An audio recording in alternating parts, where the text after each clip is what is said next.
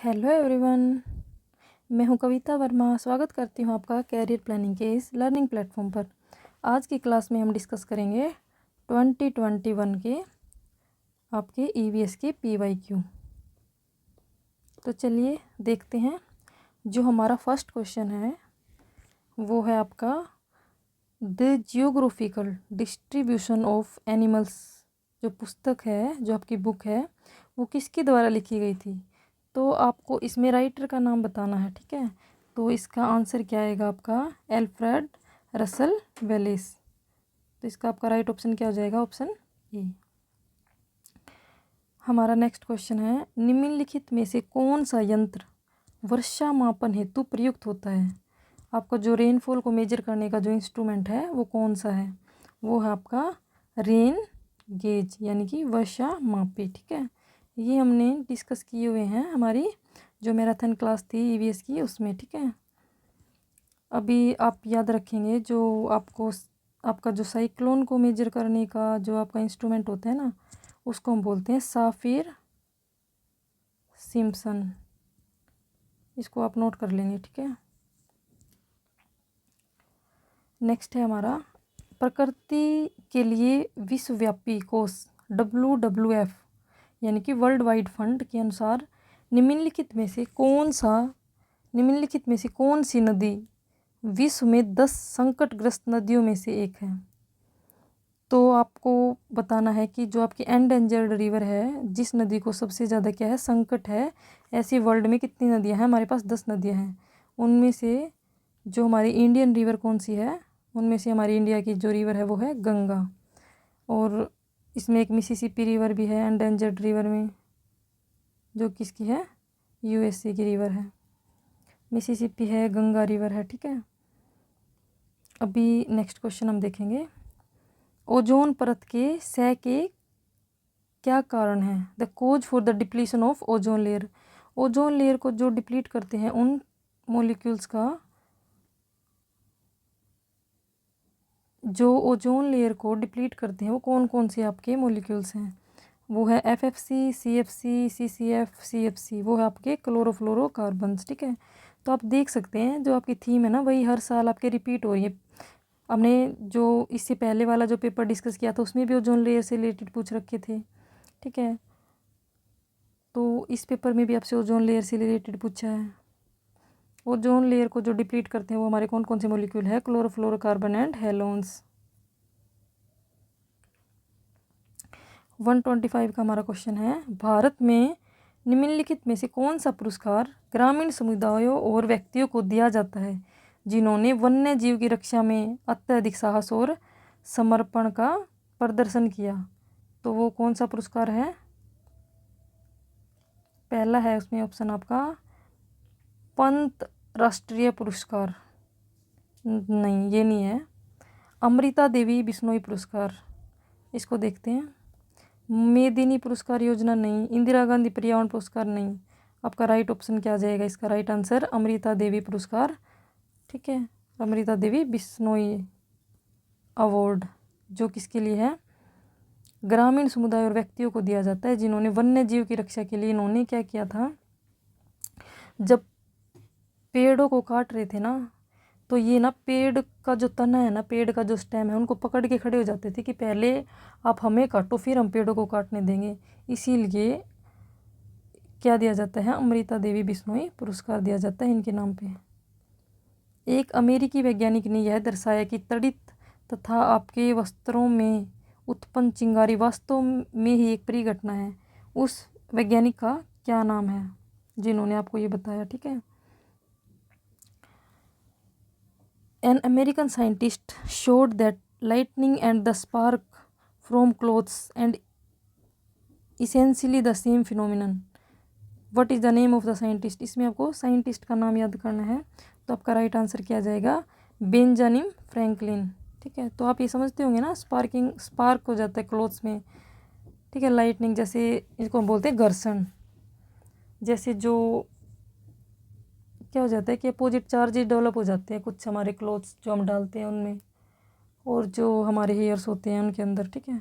तो क्या हो जाता है, उनसे क्या हो जाता है? Sparking and lightning. नेक्स्ट है हमारा बीटी का क्या मतलब है, एमसीबीटी आपको ये इन्होंने एक्रोनिम दिया है, इसकी आपसे पूछ रहा है कि जो इसका क्या मतलब है, इसकी फुल फॉर्म पूछ रहा है ये आपसे। तो इसका क्या आंसर आएगा, मद्रास क्रोकोडाइल बैंक ट्रस्ट। ठीक है, मद्रास क्रोकोडाइल बैंक ट्रस्ट, ये एमसीबीटी का क्या है, फुल फॉर्म है एक्रोनिम की। नेक्स्ट है हमारा 128, कुछ शहरों तथा नगरों में नगर पालिकाएं दो प्रकार के कचरों को एकत्रित करने के लिए दो अलग अलग पृथक कूड़ेदान प्रदान करती है। एक होता है आपका नीले रंग का, दूसरा होता है आपका हरा रंग का। हरा कूड़ादान निम्नलिखित पदार्थ के लिए उपयोग में लाया जाता है। जो आपके दो कलर के डस्टबिन होते हैं ना, blue colour and green colour, तो ये अलग अलग पर्पज़ के लिए होते हैं। इसमें आप अलग तरह का कूड़ा डालेंगे, इसमें आप अलग तरह का कूड़ा डालेंगे। तो ये पूछ रहा है कि जो आपका जो हरे रंग का जो कूड़ादान है ग्रीन कलर का, एक होता है आपका ब्लू कलर का, कि जो हरे रंग के कूड़ेदान में आप क्या डालते हैं, कैसा कूड़ा डालेंगे। ठीक है, हरे रंग में आप क्या डालेंगे, प्लांट्स की लीव्स यानी कि पेड़ की पत्तियां डालेंगे आप। जो ब्लू कलर का जो आपका डस्टबिन है उसके अंदर आप सूखा कूड़ा, जैसे प्लास्टिक हो गई, कागज़ हो गई, ये सब आप इकट्ठे करते हैं। ठीक है, और ग्रीन कलर में आप क्या डालते हैं, गीला, जैसे कि सब्जी के छिलके हो गए, आपकी बची हुई रोटी हो गई, ये सब आप किस में डालते हैं, हरे रंग के, नीले रंग के कूड़ेदान में डालते हैं। तो आपका राइट आंसर क्या जाएगा, प्लांट लीव्स। ठीक है, हमारा नेक्स्ट क्वेश्चन है, निम्नलिखित में से कौन सा विषम है, इनमें से आपको ओड वन आउट निकालना है। ठीक है, मतलब कि तीन तो आपके सेम है, वन इज आपका डिफरेंट है तीनों से। ठीक है, तो आपको जो आपका जो डिफरेंट है ना उसको आइडेंटिफाई करना है। तो कोयला, पेट्रोलियम, नेचुरल गैस, ये हमने पहले भी डिस्कस किया था पहले वाले आपके पेपर में। ये तीनों के तीनों क्या आपके फॉसिल फ्यूल्स हैं। तो आप देख लीजिएगा कि जो आपका फॉसिल फ्यूल्स है ये क्या है, आपका बार बार एग्जाम में पूछा जा रहा है। तो कोयला, पेट्रोल एंड नेचुरल गैस यानी कि प्राकृतिक गैस, ये आपकी क्या है, फॉसिल फ्यूल्स हैं। तो इनमें से आपका विषम क्या हो गया, पवन ऊर्जा। पवन ऊर्जा क्या है, इनमें से ओड है। ठीक है, हमारा नेक्स्ट क्वेश्चन है, CO2 प्रमुख ग्रीन हाउस गैसों में से एक है। निम्नलिखित में से कौन सी ग्रीन हाउस प्रभाव का कारण बनती है। CO2 is one of the major greenhouse gas. CO2 जो हमारी जो ग्रीन हाउस गैसेज है उनमें से CO2 क्या है, आपकी एक मेजर ग्रीन हाउस गैस है। उनमें से पूछ रहा है अदर, इसके अलावा और कौन कौन सी आपकी ग्रीन हाउस गैसेज हैं। तो आपको पता होना चाहिए आपकी कौन कौन सी ग्रीन हाउस गैसेज हैं, बताइए कौन कौन सी हैं, कमेंट बॉक्स में आप कमेंट करके बताइएगा। ठीक है, पोज करके आप खुद अटैम्प्ट करने की कोशिश कीजिए, क्योंकि हमने लास्ट ईयर के जो इससे पहले वाला जो पेपर डिस्कस किया है उसमें भी हमने आपको बताया है कि ग्रीन हाउस गैसेज कौन कौन सी हैं। उसमें हमने ये भी देखा था कि नेचुरल कौन सी हैं, एंथ्रोपोजेनिक कौन सी हैं। तो आप बताइएगा इसमें क्या आएगा, इसमें आएंगे मीथेन एंड नाइट्रस ऑक्साइड। ठीक है, क्लोरीन नहीं है, आर्गन नहीं है, और यहाँ पे आपका फ्लोरीन नहीं है। तो आपका राइट आंसर क्या जाएगा, ऑप्शन ए। नेक्स्ट है हमारा सेस्मोग्राफ। सेस्मोग्राफ का उपयोग किया जाता है चक्रवात की गति को मापने के लिए, नहीं, चक्रवात की गति को मापने के लिए हम क्या यूज करते हैं, साफिर सिम्पसन, ये हमारा क्या है, एक इंस्ट्रूमेंट है। सेस्मोग्राफ किस लिए होता है, ये हमारे अर्थक्वेक को मेजर करने के लिए होता है। भूकंप को मापने के लिए जो इंस्ट्रूमेंट का यूज़ किया जाता है वो होता है हमारा सेस्मोग्राफ। रेनफॉल के लिए हमने पहले देखा था क्या होता है, रेन गेज यानी कि वर्षा मापी। ठीक है, rain gauge. To measure charge on any metal, नहीं। तो हमारा राइट आंसर क्या आएगा, ऑप्शन बी। नेक्स्ट है हमारा, which one of the following is a dwarf planet. तो आप बताइए इनमें से ड्वार्फ प्लैनेट कौन सा है। चलिए, फर्स्ट है हमारा अर्थ नहीं, मरकरी नहीं, वीनस नहीं, प्लूटो हमारा क्या है, ड्वार्फ प्लैनेट। नेक्स्ट है हमारा, विच of the following pyramids can never be inverted in an natural ecosystem. देखिए आपके एग्जाम में पूछ तो एग्जामिनर वही चीज़ें रहा है आपसे बार बार, बट क्या कर रहा है, ये आपकी लैंग्वेज चेंज कर रहा है। आपके हर साल आपके हर एग्जाम में क्या कर रहा है, ये थोड़ी सी लैंग्वेज को ट्विस्ट कर रहा है। बस लैंग्वेज का ही गेम है। अगर आपको लैंग्वेज पकड़ में आ गई तो आप सारे क्वेश्चंस को इजीली सॉल्व कर सकते हैं। तो देखिए निम्नलिखित में से कौन सा पिरामिड प्राकृतिक पारिस्थितिकी तंत्र में कभी उल्टा नहीं हो सकता। तो बताइए कौन सा पिरामिड है जो कभी उल्टा नहीं हो सकता। ये हमने डिस्कस किया था हमारी जो हमने ईवीएस की मैराथन क्लास ली थी उसमें। तो हमने 3 टाइप के पिरामिड देखे थे, pyramid of number and pyramid of biomass and pyramid of energy. ठीक है, जो हमारा पिरामिड ऑफ एनर्जी है ना वो कभी भी इन्वर्टेड नहीं हो सकता। वो कैसे होएगा, हमेशा अपराइट, यानी कि जो एनर्जी का फ्लो होगा वो किस डायरेक्शन में होगा, ओनली यूनी डायरेक्शनल। ठीक है, और क्या होएगा इसमें 10% एनर्जी ही ट्रांसफ़र होएगी lower trophic level to upper trophic level. इसको हम क्या बोलते हैं, लिंडमैन का 10% नियम, 10% लो। ठीक है, तो हमारा इसका आंसर क्या आ जाएगा, पिरामिड ऑफ एनर्जी। ऑप्शन 4 हमारा क्या होएगा, इसका राइट ऑप्शन होएगा। ठीक है, तो हम देखते हैं next, match column A and column B and select the correct answer using the code given B. आपको 2 कॉलम दिए हैं, column A and column B. आपको इनसे क्या करना है, सही मिलान करना है। जो आपका अस्थमा है वो किसके कारण होता है, ये आपसे पूछ रहा है। स्मोक के कारण, प्रदूषणकारी गैस, पारा, या फिर स्मोक एंड किसके कारण, स्मोक के कारण। तो इसमें क्या आएगा, आपका जो अस्थमा है वो किसके कारण होता है, स्मोक के कारण। जो आपका स्मोक है ना, स्मोक धुआं, वो क्या है, fog and smoke. Sulphur dioxide क्या है, आपके प्रदूषणकारी गैस है, क्या है, पोल्यूटिंग गैस है। और जो मीना माता है वो बीमारी किससे होती है, पारा से, यानी कि मरकरी से। ये भी हमने डिजीज में डिस्कस किया है। तो अगर आप 2 या 3 2 भी आइडेंटिफाई कर लेंगे ना तो आपके राइट आंसर पे पहुंच जाएंगे।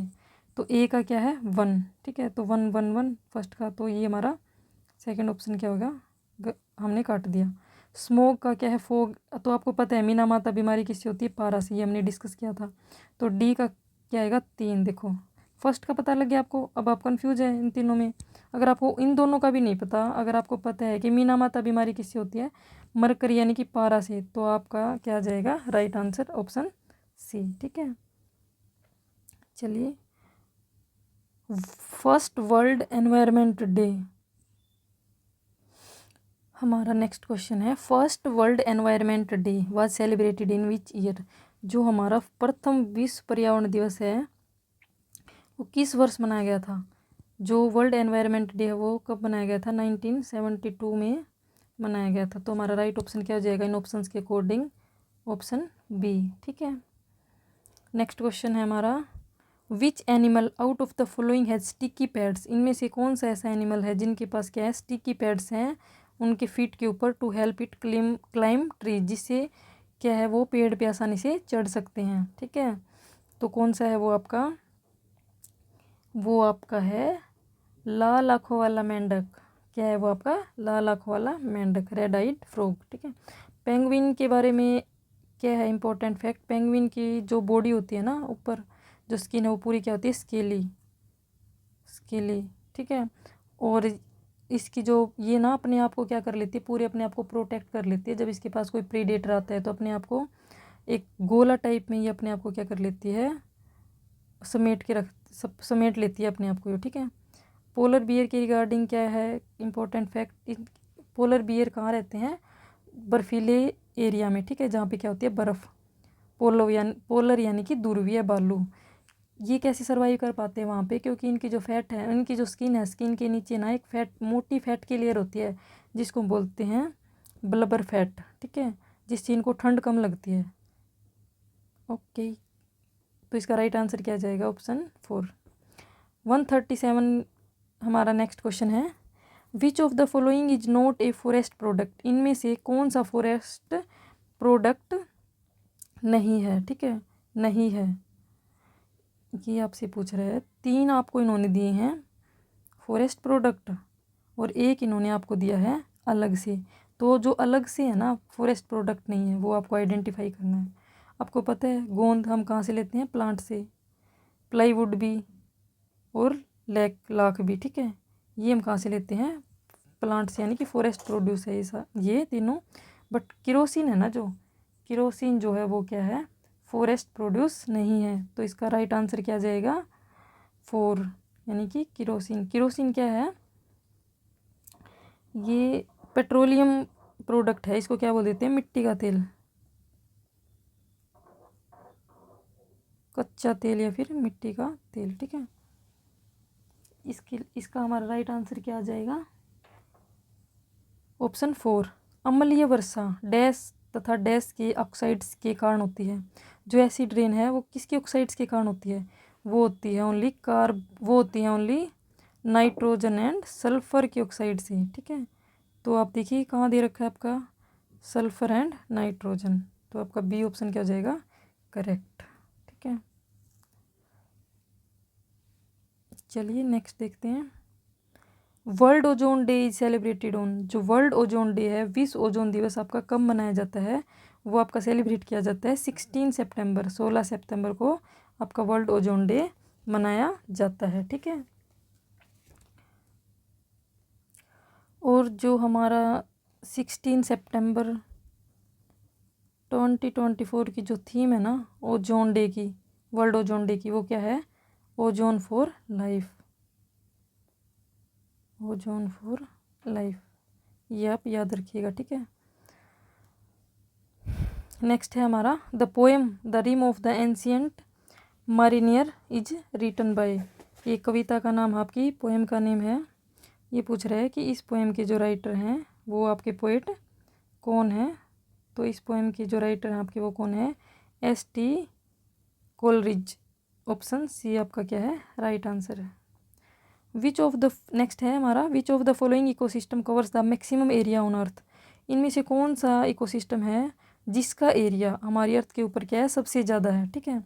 तो वो कौन सा है?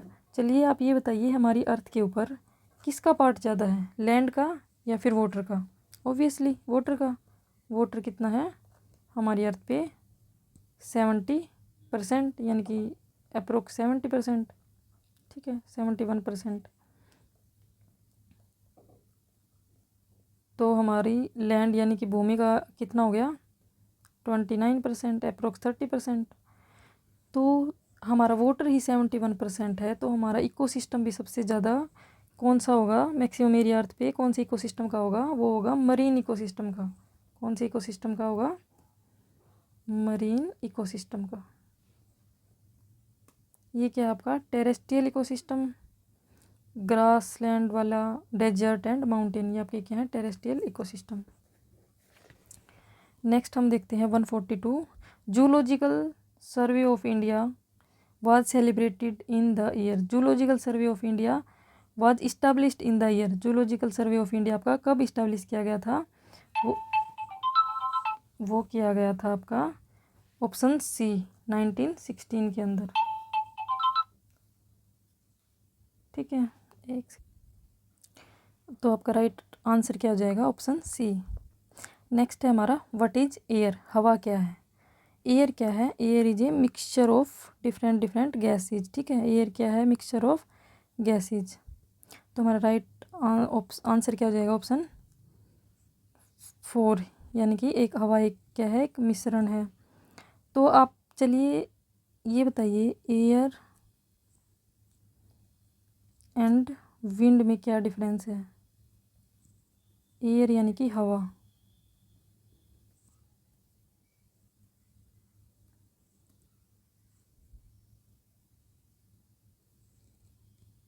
विंड यानी कि पवन, ठीक है। जो आपकी हवा होती है ना, जैसे आप कहीं भी अभी बैठे हो, आपके चारों तरफ के जो एनवायरनमेंट में जो भी आपकी गैसेज का जो मिक्सचर है ना उसको हम बोलते हैं हवा, ठीक है। विंड क्या होती है? Movement of air, movement of air को हम क्या बोलेंगे? विंड। यानी कि जब जो ये हमारी हवा है, हवा जब गति में आ जाए, गति में हो, तो उसको हम बोलेंगे पवन, ठीक है। जब विंड है वो हमारी यानी कि पवन गति में यानी मूवमेंट कब करती है? जब हमारा प्रेशर डिफरेंस हो, प्रेशर ग्रेडियंट, जैसे कि हाई प्रेशर से लो प्रेशर, किसी एरिया में हाई प्रेशर है, किसी एरिया में लो प्रेशर है, तो हमारी जो एयर है वो मूव करेगी high pressure to low pressure, उच्च दाब टू निम्न दाब की तरफ, ठीक है। ये हमारा उच्च दाब टू निम्न दाब की तरफ।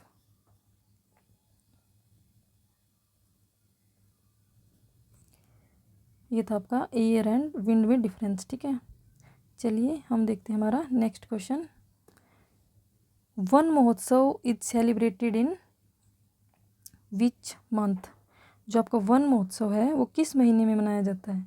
जो आपका वन महोत्सव है वो कब मनाया जाता है? जुलाई में। आप इसको ऐसे याद रख लीजिए, जुलाई में आपकी क्या होती है? बारिश होती है, ठीक है, मानसून सीजन होता है। तो हम उस महीने में क्या करते हैं? वनों को लगाते हैं। तो मतलब पेड़ पौधे को लगाते हैं, तो क्या हो जाती है? उनकी ग्रोथ अच्छे से हो जाती है। तो हम वन महोत्सव भी कब मनाएंगे? जुलाई के मंथ में मनाएंगे। बहुत सारे पेड़ पौधे उगाएंगे, बहुत सारे पेड़ पौधे लगाएंगे। और ये कब मनाया जाता है? ये मनाया जाता है 1 से 7 जुलाई तक, ठीक है। और ये कब स्टार्ट करा था हमने इसको सेलिब्रेट करना? 1950 में। नेक्स्ट है हमारा, विच of the following animal has the following adaptations.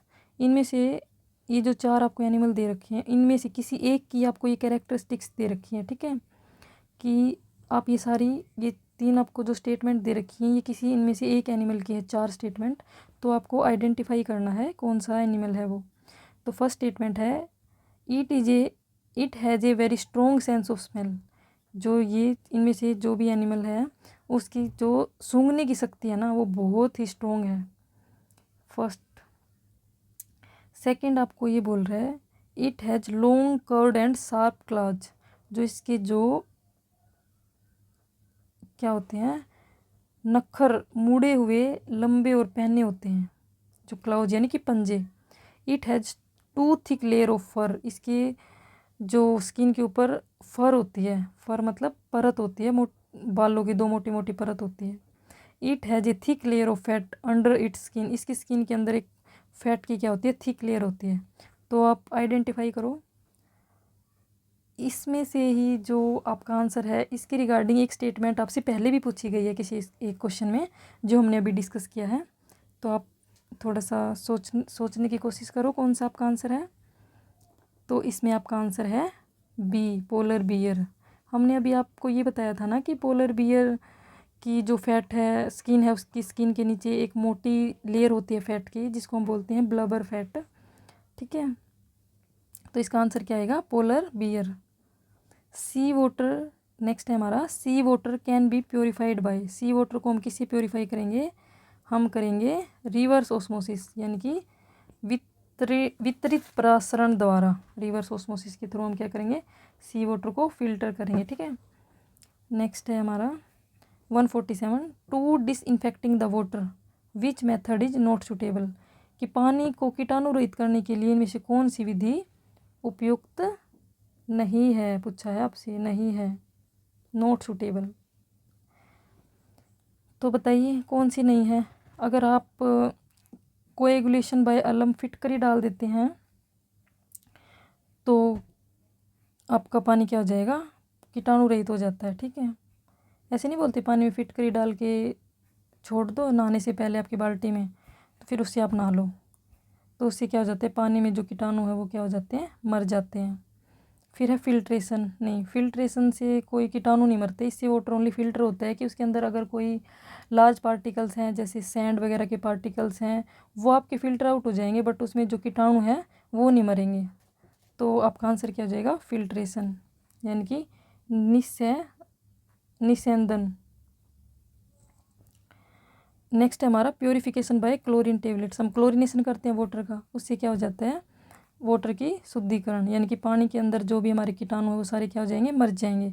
हम उबालते हैं तो भी पानी को शुद्ध करने का सबसे अच्छा, यानी कि सबसे बेस्ट जो मेथड है वो हमारा बॉइलिंग, यानी कि वाटर को बॉयल करना, ठीक है। तो ये भी हमारा क्या है? एक सूटेबल मेथड है। ये भी सूटेबल मेथड है, ये भी है, ये नहीं है। तो हमारा आंसर क्या आएगा? B, option B, filtration. Next है हमारा, vermicompost is obtained from. जो वर्मी कंपोस्ट होती है वो किससे है? वो किससे रिलेटेड है? वर्मी, वर्मी का मतलब क्या होता है? अर्थवॉर्म। ये क्या है? अर्थवॉर्म से रिलेटेड है। वर्मी कंपोस्ट हम कहाँ से प्राप्त करते हैं? केचुए से, अर्थवॉर्म से। Next one is, an instrument use to generate the electricity is. कौन से ऐसे उपकरण है जिससे विद्युत उत्पन्न करने के लिए, जिनको विद्युत उत्पन्न करने के लिए प्रयोग किया जाता है? तो वो है हमारी पवन चक्कियाँ, यानी कि विंड मिल्स, यानी कि विंड टर्बाइंस। पवन चक्कियों से क्या होता है? हम इलेक्ट्रिसिटी को जनरेट कर सकते हैं। जो हमारी जो पवन चक्कियाँ हैं, पवन चक्कियाँ ऐसे होती है, इस पे बड़े बड़े एक बड़ा सा फैन टाइप का होता है, ये इनकी क्या होती हैं, पंखड़ी टाइप होती हैं बड़ी बड़ी। ये क्या करती हैं, जो काइनेटिक एनर्जी होती है ना हमारी एयर के अंदर, उसको किस में, जो हमारी गतिज ऊर्जा है, जो एयर मूव करती है बहुत तेज़ गति से, जो गतिज ऊर्जा है काइनेटिक एनर्जी को किसके अंदर कन्वर्ट कर देगी, इलेक्ट्रिक एनर्जी के अंदर, यानी कि विद्युत ऊर्जा के अंदर। कौन, विंड मिल्स, ठीक है। तो इलेक्ट्रिसिटी को जनरेट करने के लिए इंस्ट्रूमेंट कौन सा हो गया हमारा, विंड मिल्स। नेक्स्ट देखते हैं, हमारा लास्ट क्वेश्चन है, the microorganisms which convert the dead plant and animals to humus are known as. ऐसे माइक्रो ऑर्गेनिजम्स जो पादपों और जंतुओं के मृत शरीर को ह्यूमस में परिवर्तित करने वाले सूक्ष्म जीव कहलाते हैं। हमें ऐसे ऑर्गेनिजम्स को आइडेंटिफाई करना है, तो वो कौन से हैं हमारे पास, चलिए देखते हैं। फर्स्ट है हमारा डिफोरेस्टेशन। डिफोरेस्टेशन क्या होता है, वनों का कटना, कटाव। तो ये तो पूछ रहा है कि जो हमारे डेड प्लांट्स और एनिमल्स हैं उनको ह्यूमस में कन्वर्ट, कौन सा माइक्रो ऑर्गेनिजम्स पूछ रहा है, तो ये तो नहीं है। क्राउन क्या होता है, कैनोपी होती है ऐसी, वन शिखर, ये भी नहीं है, कैनोपी भी नहीं है। एंड इसका आंसर क्या आएगा, डीकम्पोजर्स। डीकम्पोजर्स क्या करते हैं, डेड प्लांट और एनिमल्स को ह्यूमस के अंदर कन्वर्ट कर देते हैं। तो जो हमारा ह्यूमस होता है ये क्या है, इसके बारे में थोड़ा देख लेते हैं हम। ह्यूमस,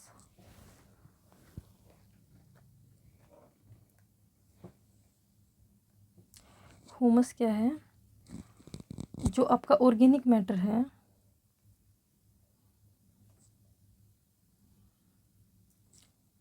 जैविक पदार्थ,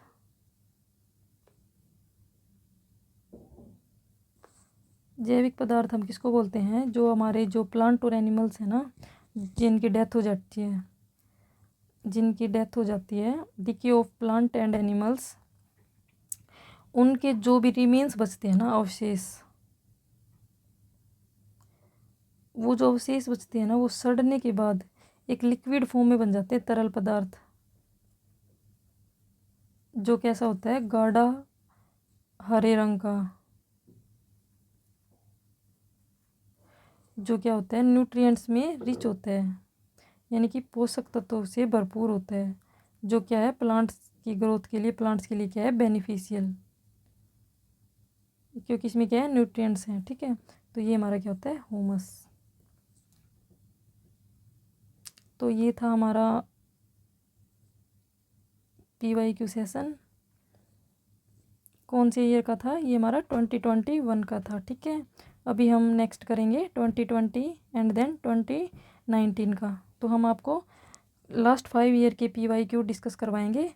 उसके बाद आपको हमने आपको सारे थीम करवा रखी हैं, उसकी हमारी जो मैराथन क्लास थी उससे आप थीम पकड़िए और आप पेपर को सोल्व करिए जैसे हम आपको करवा रहे हैं, ठीक है। इतना ही कर लीजिए, आपके EVS के लिए बहुत है। ओके, आज के लिए इतना ही। चलिए अभी हम डिस्कस करते हैं 2020 का आपका paper, set A level first, environmental studies. हमारा फर्स्ट क्वेश्चन है, दैट इज 121, प्राणियों की संकटाग्रस्त जातियां वे हैं। The endangered species of animals are those. ये आपसे पूछ रहा है कि जो एनिमल्स की एंडेंजर्ड स्पीसीज हैं वो कौन सी हैं, उनकी डेफिनेशन पूछ रहा है कि एंडेंजर्ड स्पीसीज क्या होती हैं, तो आपको बताना है। तो फर्स्ट ऑप्शन हम देखते हैं, जो अन्य जातियों के लिए खतरनाक हो, नहीं, जो अन्य जातियों के लिए खतरनाक हो वो संकटाग्रस्त क्यों होंगे, नहीं। जो विशिष्ट क्षेत्रों में पाई जाती हैं, नहीं, उनको तो हम क्या बोलते हैं, जो एक स्पेसिफिक एरिया में पाई जाती हैं उनको हम बोलते हैं एंडेमिक स्पीसीज, ठीक है, किसी विशिष्ट क्षेत्र में पाई जाती है, एंडेमिक स्पीसीज। जिनकी संख्या कम हो गई हो, नहीं। जिनके लुप्त होने का खतरा हो, यस। संकटाग्रस्त जातियाँ आपकी वो हैं जिनके लुप्त होने का खतरा हो, which are danger of extinction, ठीक है। तो आपका फोर्थ ऑप्शन क्या हो गया, आपका राइट आंसर। नेक्स्ट है हमारा, पृथ्वी पर मौसम परिवर्तन होना इस तथ्य पर आधारित है कि जो आपके अर्थ पे जो सीजन बनते हैं ना, वो कैसे बनते हैं, वो किस कारण से बनते हैं, आपसे ये पूछना चाह रहा है। तो बताइए, फर्स्ट ऑप्शन है हमारा पृथ्वी का अक्ष पर झुकाव होना। यस, ये हमारा एक कारण है मौसम बनने का। नेक्स्ट देखते हैं, वर्ष में पृथ्वी की परिक्रमण गति बदलती है। नहीं, ये तो बदलती नहीं है। Rotation rate of earth changes during the year, नहीं। वर्ष में पृथ्वी के अक्ष बिंदु भिन्न दिशाओं में होते हैं, नहीं। गर्मी में पृथ्वी सूर्य के निकट होती है, नहीं। इससे हमारे क्या होते हैं, जब हमारी पृथ्वी सूर्य के निकट होती है तो क्या होते हैं, हमारे डेज की जो लेंथ होती है ना, वो ज़्यादा हो जाएगी, बट मौसम में कोई परिवर्तन नहीं होगा। जो हमारे मौसम में परिवर्तन होने का कारण है वो है, एक तो हमारा पृथ्वी का अपने अक्ष पर झुका हुआ होना। कितना झुकी हुई है पृथ्वी अपने अक्ष पर? 66.5 डिग्री। सेकंड एक और रीजन है, वो है पृथ्वी का सूर्य के चारों ओर चक्कर लगाना, यानी कि परिक्रमण करना। सेकंड रीजन हमारा ये है, ठीक है। तो इसका जो सही आंसर क्या हो जाएगा? Option first. नेक्स्ट क्वेश्चन है हमारा, विटामिन B12 में उपस्थित धातु है। जो विटामिन आपका B12 है उसके अंदर कौन सा ही मेटल पाई जाती है? वो पाया जाता है आपके उसके अंदर कोबाल्ट आपका। तो आपका जो बी ऑप्शन है वो क्या हो जाएगा आपका राइट आंसर।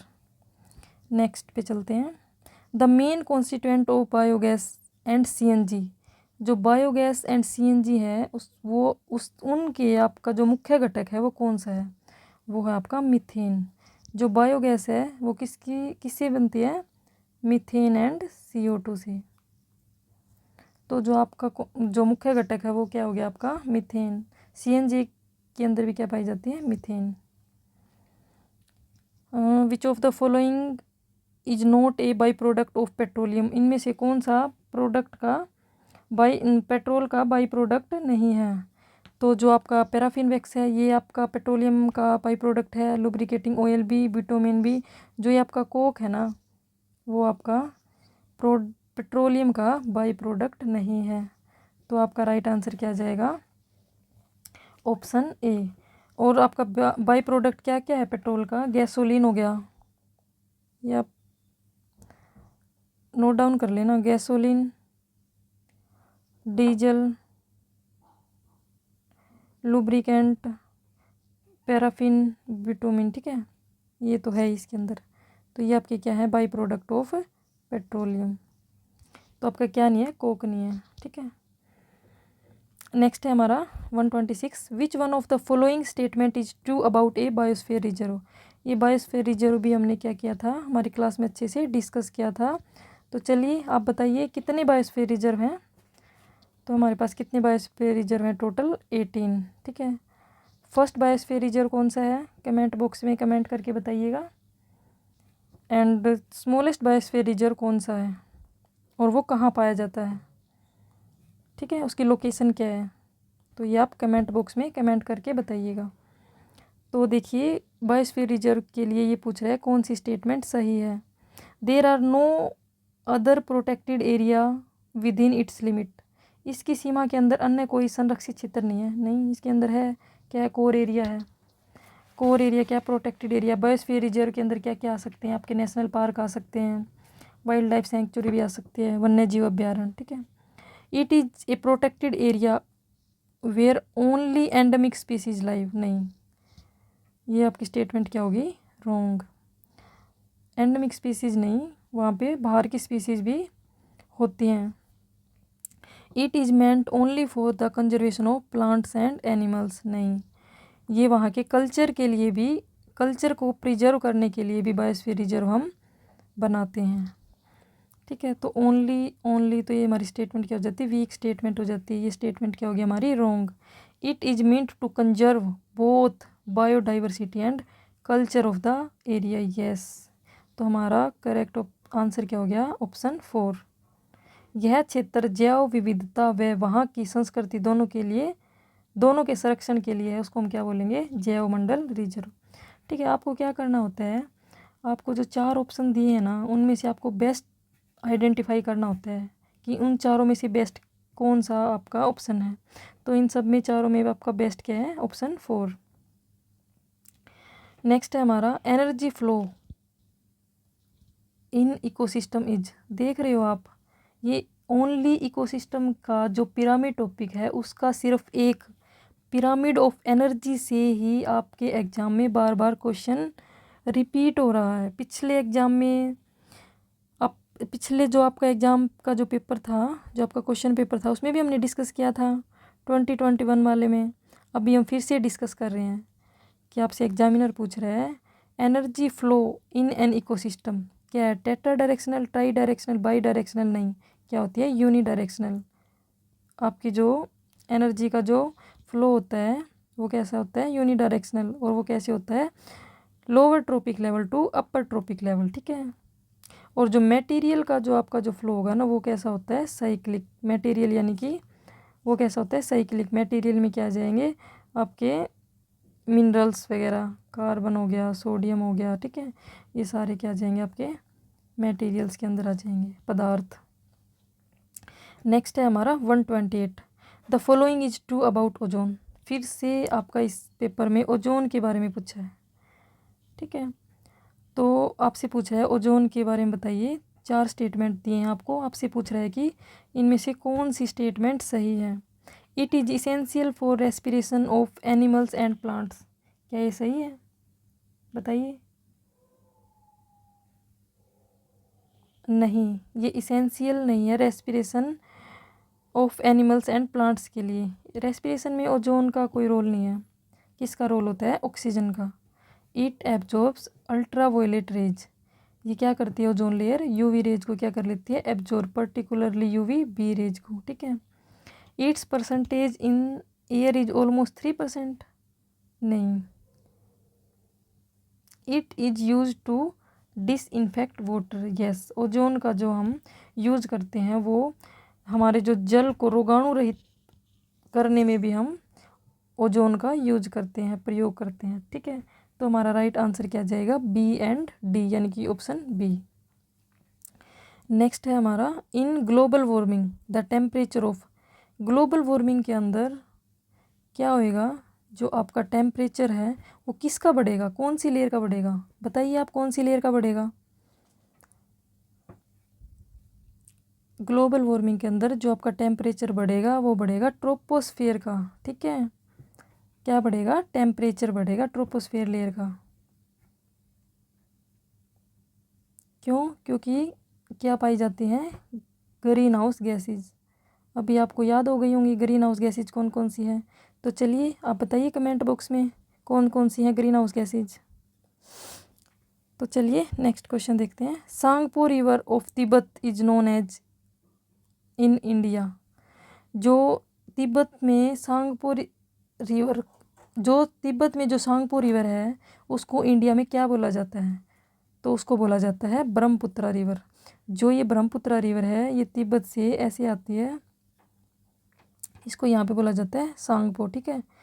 जब ये इंडिया में एंटर करती है तो ये कहाँ से करती है, सादिया टाउन, सादिया टाउन से ये क्या करती है, इंडिया में एंटर करती है। सादिया टाउन का है अरुणाचल प्रदेश, ये सादिया टाउन से इंडिया में एंटर करती है, ठीक है। अरुणाचल प्रदेश के अंदर से, अरुणाचल प्रदेश के सादिया टाउन से ये इंडिया में एंटर करेगी। और अरुणाचल प्रदेश में ब्रह्मपुत्रा रिवर को किस नाम से जाना जाता है, ये जाना जाता है दिहांग रिवर से, ठीक है। अगर आपसे पूछ ले तो अरुणाचल प्रदेश में इसको क्या बोलते हैं, दिहांग रिवर। तो ब्रह्मपुत्रा की जो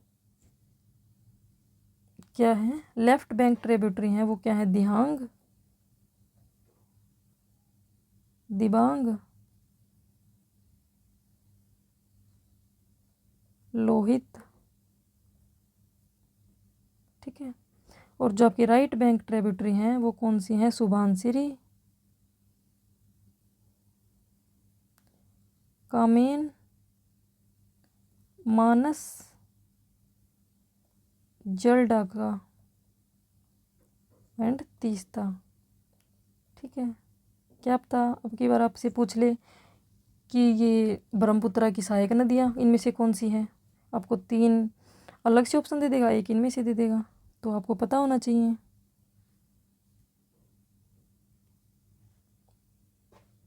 तो नेक्स्ट क्वेश्चन है हमारा 131,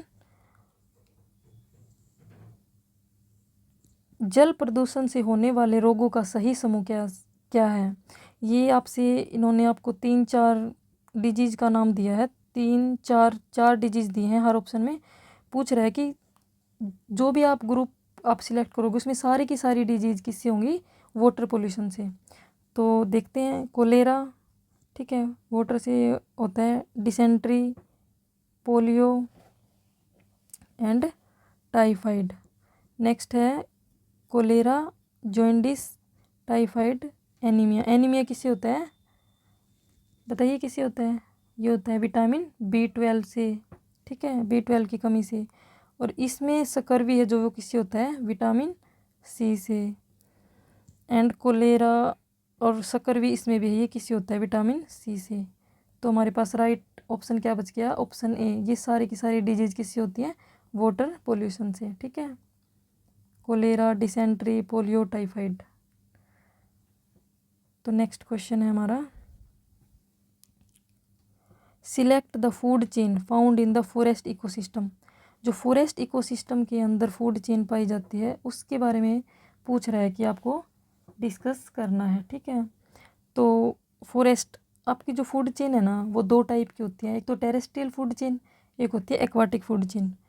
जो टेरेस्ट्रियल हैं वो, जो आपकी टेरेस्ट्रियल फूड चेन है यानी कि स्थलीय फूड चेन, वो होती है एक होती है आपकी एक्वाटिक यानी कि जल के अंदर जो फूड चेन पाई जाती है। टेरेस्ट्रियल आपकी होती है एक तो फॉरेस्ट, ठीक है, फॉरेस्ट इकोसिस्टम में पूछ रही है आपसे। तो एक तो होती है आपकी ग्रेजिंग फूड चेन, घास से शुरू होती है। एक होती है आपकी डेट्रिटस, जो किससे शुरू होती है, डेट्राइटस यानी सी मरे हुए जीव जंतुओं से, ठीक है। और एक्वाटिक होती है आपकी, एक होती है आपकी एक्वाटिक फूड चेन, ठीक है, जिसको हम बोलते हैं मेरीन फूड चेन, जो किससे स्टार्ट होती है आपकी फाइटोप्लैंक्टन से, ठीक है, पादप पवलक से। तो आपसे ये पूछ रहा है फॉरेस्ट इकोसिस्टम, जो आपके जो फाइटोप्लैंक्टन्स हैं ये कहाँ पाए जाते हैं, ये आपके पाए जाते हैं वाटर के अंदर, ठीक है। तो ये तो नहीं होगी फॉरेस्ट इकोसिस्टम। जो ये आपका है ग्रास कहाँ पाया जाता है, आपके लैंड पे यानी कि फॉरेस्ट के अंदर। ग्रास को कौन खाएगा, ग्रास ऊपर, ग्रास ऊपर को कौन खाएगा, फ्रॉग, फ्रॉग को स्नेक, स्नेक को, तो ये आपकी, ठीक है, फूड चेन, ठीक है। बट हम आगे देखते हैं, इसको होल्ड पे रखेंगे। लीफ लिटर, लीफ लिटर क्या होता है, जो आपके गले सड़े जो लीफ होती है ना वो, तो ये किस में आ जाएगी, डेट्रिटिस फूड चेन में आ जाएगी। डेड ऑर्गेनिक मैटर वाले भी, ठीक है, ये दोनों नहीं होंगी। इसका करेक्ट आंसर क्या आएगा, ऑप्शन बी। नेक्स्ट है हमारा 133, one of the following process is not a step involve in water cycle operating in nature.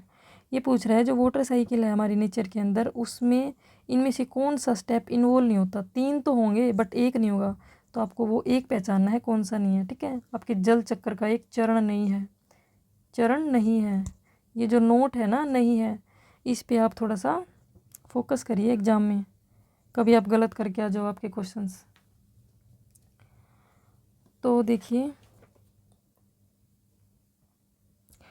Water cycle के अंदर सबसे पहले क्या होती है आपकी, इवेपोरेशन। सबसे पहले क्या होता है, इवापोरेशन, वाष्पीकरण, ठीक है। पानी का, पानी क्या होगा, भाप बन के ऊपर उठ के ऊपर चला गया, उससे क्या हो गया, बादल बन गए, उसको हम क्या बोलते हैं, ट्रांसपिरेशन, उसको हम बोलते हैं कंडेंसेशन। कंडेंसेशन के बाद जो बारिश होती है उसको हम बोलते हैं प्रेसिपिटेशन, अवक्षेपण, ठीक है। और जो ये आपका ट्रांसपिरेशन है ये क्या है, ये जब प्लांट्स की जो लीव्स हैं, जब आप सुबह उठ के देखते हो तो वहाँ पे आपको बूंदे बूंदे दिखाई देंगी लीव्स के ऊपर। इससे क्या होता है, जो प्लांट्स के अंदर जो एक्सेस वाटर है ना वो लीव्स के थ्रू बाहर चला जाता है और ट्रांसपिरेशन से वो एयर के अंदर चला जाता है, ठीक है। उसको हम बोलते हैं वाष्पोत्सर्जन, क्या बोलेंगे, वाष्पोत्सर्जन। तो जो वाटर साइकिल के अंदर हमारा कौन सा इसमें नहीं है, फोटोसिंथेसिस वाटर साइकिल का पार्ट नहीं है।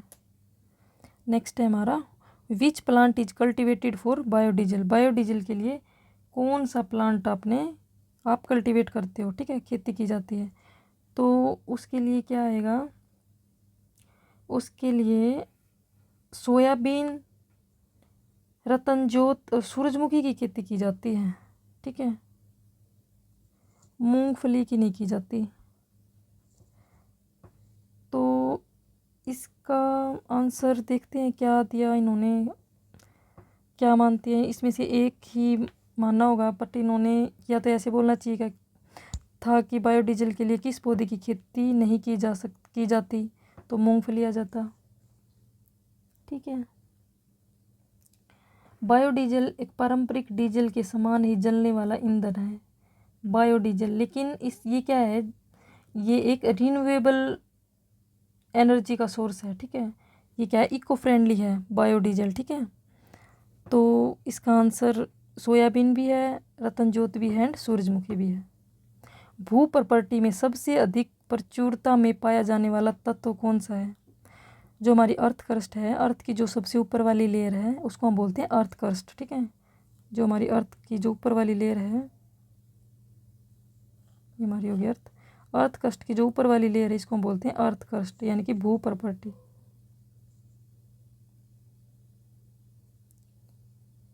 भू प्रॉपर्टी, इसके अंदर जो सबसे ज़्यादा मात्रा में पाए जाने वाला तत्व कौन सा है, वो है ऑक्सीजन, ठीक है।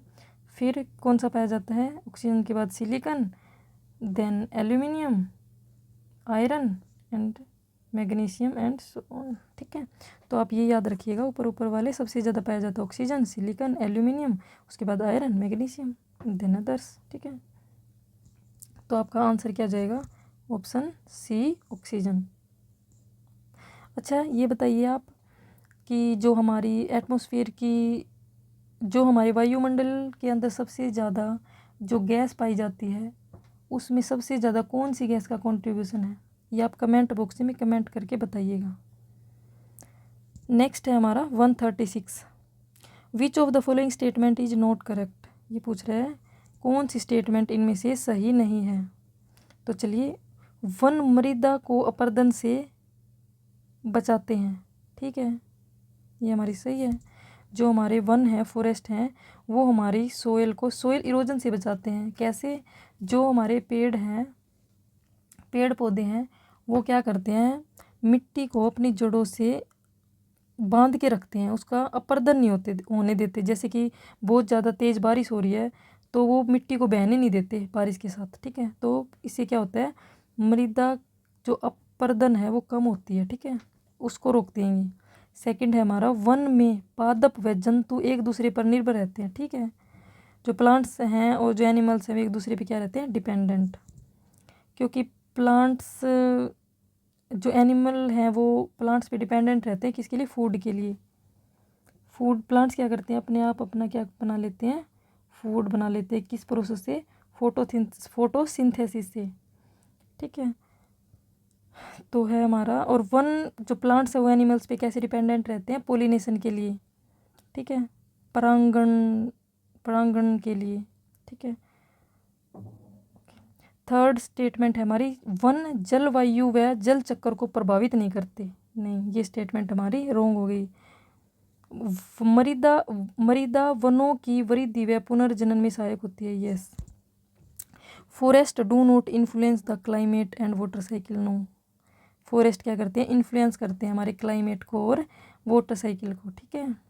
तो हमारा राइट आंसर क्या हो जाएगा इसमें, हमारा राइट आंसर हो जाएगा ऑप्शन सी। नहीं पूछा है ना इसने, तो हमारा राइट आंसर क्या हो जाएगा, ऑप्शन सी। नेक्स्ट है हमारा, विश्व पर्यावरण दिवस 2019 का विषय क्या था। तो जब ये पेपर आया था तो उसी साल इन्होंने पूछा है, उस टाइम पे क्या था। तो इस आप जो हमारा वर्ल्ड एनवायरनमेंट डे है ना 2025 का, उसकी थीम याद रखिएगा। उसकी थीम क्या है, बीट प्लास्टिक पोल्यूशन, ठीक है, क्या है, beat plastic pollution and plastic pollution, ठीक है।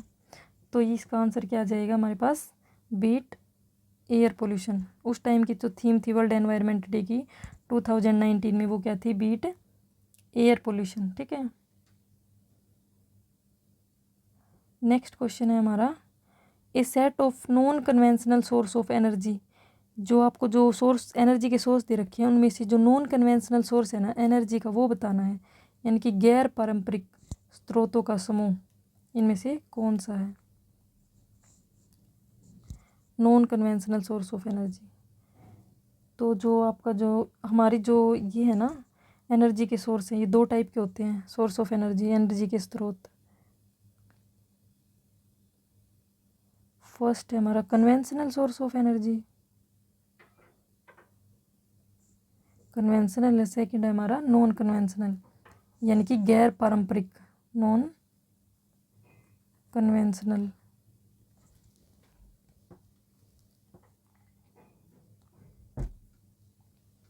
कन्वेंशनल कौन सी होती है? जो नॉन रिन्यूएबल हैं। क्या है? Non renewable.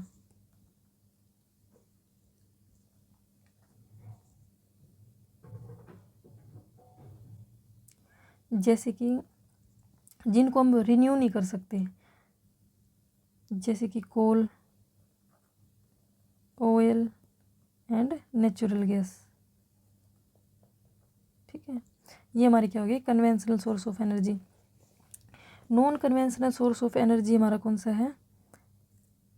रिन्यूएबल। इसके क्या है example? Solar energy, wind energy and geothermal. जो नॉन कन्वेंशनल सोर्स है ना हमारी एनर्जी का, वो क्या है? उससे क्या नहीं होता? पोल्यूशन नहीं होता। ये क्या होता है? Eco friendly. ठीक है, हमारे पर्यावरण के लिए क्या होता है? ये इको फ्रेंडली। तो ये था हमारा कन्वेंशनल एंड नॉन कन्वेंशनल। तो अभी आप इनमें से आइडेंटिफाई कीजिए नॉन कन्वेंशनल एनर्जी के सोर्स कौन कौन से हैं। वो है हमारे पास जो कोल है वो क्या है? कन्वेंशनल। कोल है वो क्या है हमारे पास? कन्वेंशनल। पेट्रोल है वो हमारे पास क्या है? कन्वेंशनल। इससे क्या होता है? पोल्यूशन होता है। ठीक है। नॉन कन्वेंशनल क्या है? जिससे पोल्यूशन नहीं होता, जो क्या है? रिन्यूएबल है। वो क्या होंगे? Solar energy, atomic energy and wind energy. तो हमारा आंसर क्या आएगा? Option C. ठीक है, सौर ऊर्जा, परमाणु ऊर्जा एंड पवन ऊर्जा। नेक्स्ट है हमारा 139, निम्न में से कौन सा भारत के 4 जैव विविधता युक्त हॉटस्पॉट में से एक है? हमने आपको क्लास में बताया था हमारे इंडिया में क्या है? बायोडाइवर्सिटी हॉटस्पॉट कितने हैं? 4। ठीक है, और बायोडाइवर्सिटी हॉटस्पॉट क्या होते हैं? जिस भी एरिया में बायोडाइवर्सिटी ज़्यादा होती है ना, उसको हम बोलते हैं बायोडाइवर्सिटी हॉटस्पॉट। और जिस एरिया में बायोडाइवर्सिटी कम होएगी उसको हम बोलेंगे cold hotspot, cold spot biodiversity. ठीक है, हॉट बोलेंगे जहाँ पे बायोडाइवर्सिटी ज़्यादा होगी, जहाँ पे कम होगी उसको क्या बोलेंगे? Cold spot biodiversity. तो हमारे इंडिया में 4 हैं, तो हमने क्लास में डिस्कस किया था। तो बताइए इनमें से क्या आएगा? कौन सा आएगा आंसर? इसमें से आएगा ऑप्शन सी, हिमालय। हिमालय क्या है आपका? Biodiversity hotspot. नेक्स्ट है हमारा 140, when did the government of India implemented the wild life protection act. Wild life protection act को गवर्नमेंट ऑफ इंडिया ने कब इम्प्लीमेंट किया था? बताइए कब इम्प्लीमेंट किया था? ये किया था 1972 के अंदर। ठीक है, which is not A correct match. इनमें से कौन सा करेक्ट मैच नहीं है? यह कपड़ों के प्रकार एंड राज्य है। तो जो आपका फर्स्ट है वो है फिरन। जो आपका फिरन है वो कहाँ पाया जाता है? जम्मू कश्मीर का कपड़ा है। ठीक है, मतलब ये एक तरह का फेमस है वहाँ पे, उस पर्टिकुलर जगह का फिरन जम्मू कश्मीर का है। आपको पता है फुलकारी कहाँ का है? पंजाब का। तो ये भी ठीक है, ये भी ठीक है। अब इन दोनों में देखते हैं। जो आपका राहिदे है ना वो हिमाचल प्रदेश का है, ये भी ठीक है। जो पानो बाजू है वो कहाँ का है? गोवा का। कहाँ का है वो? गोवा का। तो आपका करेक्ट आंसर क्या आ गया? Option B. ठीक है, नेक्स्ट हम देखते हैं मून इक्लिप्स अकर्स व्हेन। चंद्र ग्रहण कब होता है? चंद्र ग्रहण कब होता है बताइए? चलो हम इसको थोड़ा सा समझ लेते हैं, चंद्र ग्रहण और सूर्य ग्रहण को। चंद्र ग्रहण एंड सूर्य ग्रहण। चंद्र ग्रहण कब होता है बताइए, चंद्र ग्रहण कब होता है?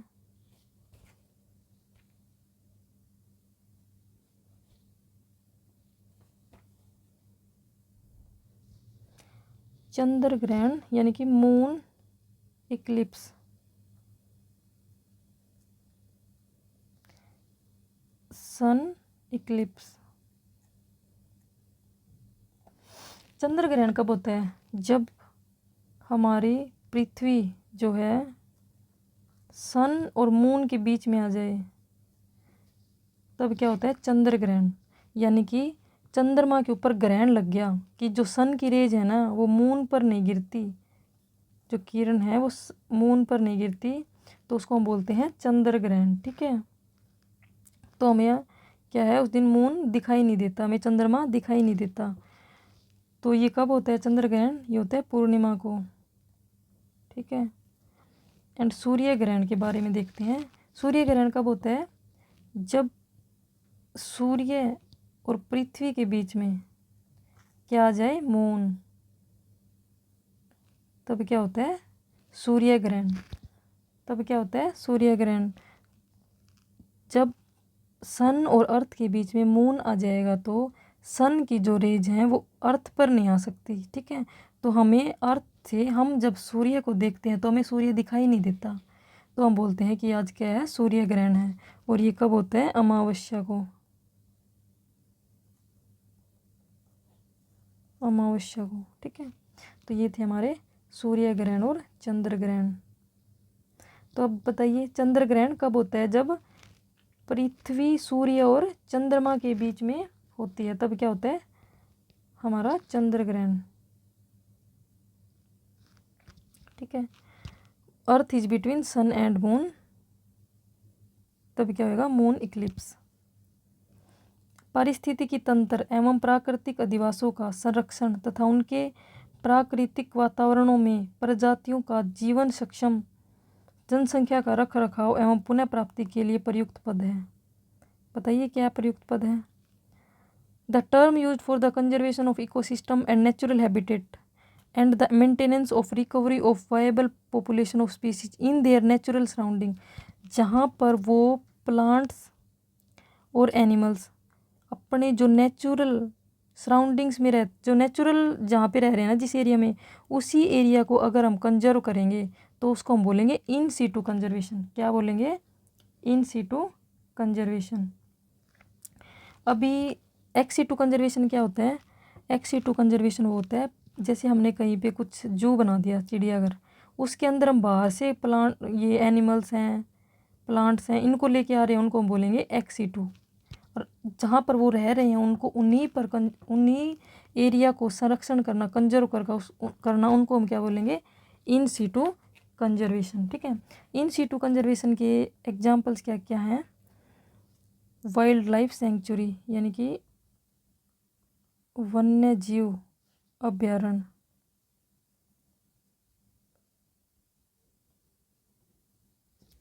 क्या है आपका? वन्य जीव अभ्यारण्य। ठीक है, नेशनल पार्क, राष्ट्रीय उद्यान,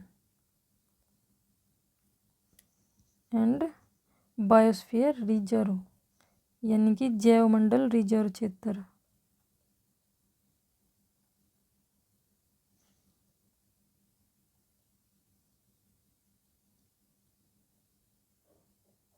ये आपके इन सीटू कंजर्वेशन के एग्जाम्पल हैं। और एक्स सीटू कंजर्वेशन के एग्जाम्पल आपके क्या हैं? जू, चिड़ियाघर। ठीक है, सीड बैंक, बीज का जो बैंक होता है, एंड क्रायो और बोटेनिकल गार्डन, बोटेनिकल गार्डन यानी कि वनस्पति उद्यान, वनस्पति, बोटेनिकल गार्डन यानी कि वनस्पति उद्यान। उद्यान। एंड आपका क्रायो प्रिजर्वेशन है एक, वो भी इसी के अंदर आएगा, क्रायो प्रिजर्वेशन।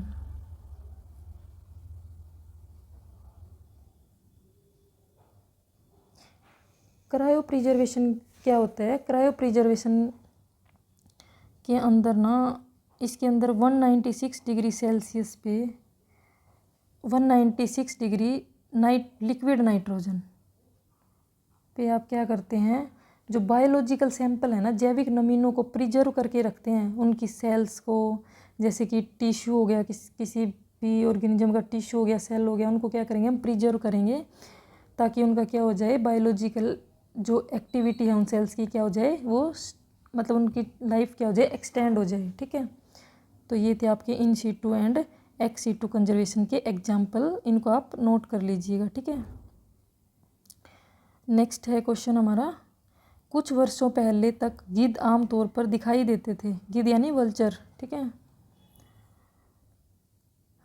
लेकिन वर्तमान में गिद्ध कभी कभार ही नज़र आते हैं, इसका क्या कारण है? इसका कारण ये है, जो एनिमल फार्मर जो थे ना, एनिमल फार्मर वो क्या करते थे, अपने एनिमल्स को ड्रग्स दे देते थे। ठीक है, डिक्लोफिनेक, ठीक है, ड्रग का नाम है। तो जो एनिमल्स कंज्यूम करते थे, इनटेक करते थे, उनको दे देते थे, तब इंजेक्शन के थ्रू जब उनकी डेथ होती थी ना, तो वो उसकी बॉडी के अंदर बाहर नहीं निकलती थी, वो क्या रहती थी, उसकी बॉडी के अंदर एक्यूमुलेट रहती थी। जब वो उनकी डेथ हो जाती थी, तो गिद्ध है ना, गिद्ध उनको जब खाते थे तो उनकी क्या हो जाती थी, डेथ। ठीक है, तो इसका आंसर क्या आएगा, drugs used by animal farmer for treat sick animals. तो अभी तो गवर्नमेंट ने इस पे क्या लगा रखा है, बैन लगा रखा है, डिक्लोफिनेक। ठीक है, अभी ये ड्रग क्या है, बैन है। ओके, तो इसका आंसर क्या आ जाएगा आपका, ऑप्शन बी। ठीक, नेक्स्ट है हमारा,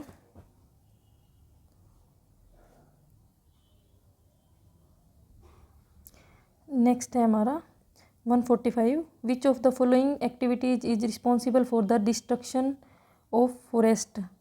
कौन से क्रियाकलाप जंगलों के विनाश के लिए उत्तरदायी हैं? तो बताइए आप। फर्स्ट है हमारा माइनिंग ऑफ मिनरल्स, हम मिनरल्स की क्या कर रहे हैं, खुदाई कर रहे हैं, तो क्या हो रहा है, हमारे फॉरेस्ट क्या हो रहे हैं, इससे डिग्रेड, क्या हो रहे हैं, इससे डिग्रेड। ठीक है, वीविंग बास्केट्स फ्रॉम बैम्बू, नहीं, बांस से टोकरी बनाना, इससे फॉरेस्ट डिग्रेडेशन से कोई इसका लिंक नहीं है। ठीक है, कंस्ट्रक्शन ऑफ डैम, बांध का निर्माण कर रहे हैं, इससे भी क्या हो रहे, क्या कर रहे हैं हम, फॉरेस्ट को डिग्रेड, फॉरेस्ट का, जंगलों का विनाश कर रहे हैं। ठीक है, फिर है मेकिंग प्लेट्स फ्रॉम लीव्स, नहीं, पत्तल बनाना, इसका भी कोई इससे कोई लिंक नहीं है। प्रिपेयर लैंड फॉर एग्रीकल्चर, कृषि के लिए हम जंगलों को क्या कर रहे हैं, काट रहे हैं, ताकि जो जंगलों की जो भूमि है, ज़मीन है, उसको हम किस लिए यूज़ कर सकें, एग्रीकल्चर के लिए। ठीक है, तो इसके लिए हमारा आंसर क्या जाएगा, option C, A, C and E. Next है हमारा the 3 R's which can help us to conserve natural resources for long term use. 3 R का आपसे पूछ रहा है, क्या मतलब है, इसका मतलब है रिड्यूस, रिसाइकिल एंड रीयूज, कि आप कम उपयोग करें, पुनः चक्रण करें और पुनः उपयोग करें। ठीक है, तो 3 R का क्या मतलब है, reduce, recycle and reuse. Next है when India water week 2019 was celebrated, Bharat जल सप्ताह कब मनाया गया था, 2019 में पूछा है आपसे। ये बनाया गया था 24 सितंबर से 28 सितंबर तक। The phenomena of marble cancer is due to, संगमरमर कैंसर की घटना का क्या कारण है, जो एसिड रेन है ना, देखो पूछा तो इसने एसिड रेन है, बट इसने लैंग्वेज चेंज कर दी। एसिड रेन किसकी वजह से हो रही है, सल्फर एंड नाइट्रोजन के ऑक्साइड से। ठीक है, उससे क्या हो रही है, हमारे पेड़ पौधे और जो हमारी जो भी इमारतें हैं, उनको क्या हो रही है, नुकसान पहुंच रहा है, वो क्या हो रहे हैं, धीरे धीरे डिग्रेड। तो उनमें से हमारा जो संगमरमर है ना, उस पे भी क्या हो रही है, थोड़ी थोड़ा उसका डिग्रेडेशन, यानी कि डिग्रेड हो रहा है वो भी थोड़ा सा। तो क्या हो गया, इसका आंसर क्या आ जाएगा, एसिड रेन। ठीक है। ताजमहल का, इसका क्या उदाहरण है, ताजमहल का क्षरण होना, यानी कि ताजमहल भी धीरे धीरे क्या हो रहा है, थोड़ा थोड़ा ऊपर से, मतलब पहले जैसा नहीं है वो संगमरमर, इसका कारण क्या है, एसिड रेन। ठीक है। नेक्स्ट है हमारा 149। मैच करना है हमें, एक match list one national park and important wild life and select the correct answer with the help of codes given below. तो आपको एक तरफ नेशनल पार्क दे रखे हैं, सेकंड आपको दे रखा है कि ये किसके लिए फेमस है। जो गिर नेशनल पार्क है ना, वो किसके लिए फेमस है, वो है भारतीय शेर यानी कि इंडियन लोयन। फर्स्ट का क्या आएगा, बी। रणथंभौर, जो रणथंभौर है आपका नेशनल पार्क, वो किसके लिए है, टाइगर के लिए फेमस है, तो बी का तीसरा आएगा, इसको काट दो।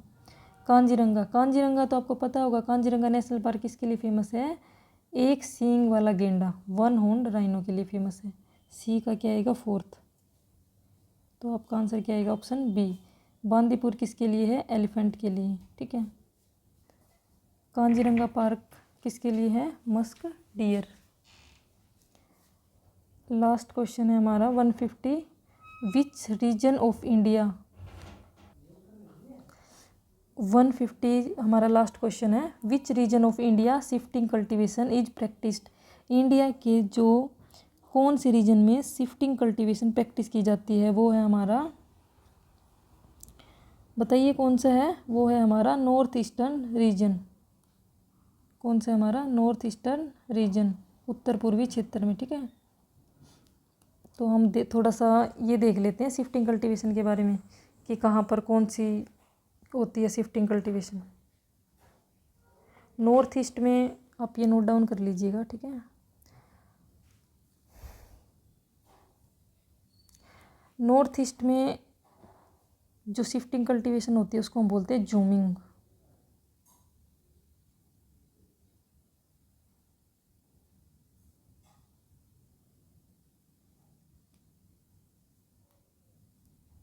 Zooming cultivation. मणिपुर में जो होती है उसको हम बोलते हैं पामलाऊ। हिंदी में भी ऐसे ही लिखेंगे इसको, इसलिए आप इंग्लिश में नोट डाउन कर लो। छत्तीसगढ़ में क्या बोलते हैं इसको, दीपा। अंडमान एंड निकोबार में भी यही, अंडमान एंड निकोबार में भी दीपा। मध्य प्रदेश में क्या बोलते हैं इसको, बिवार।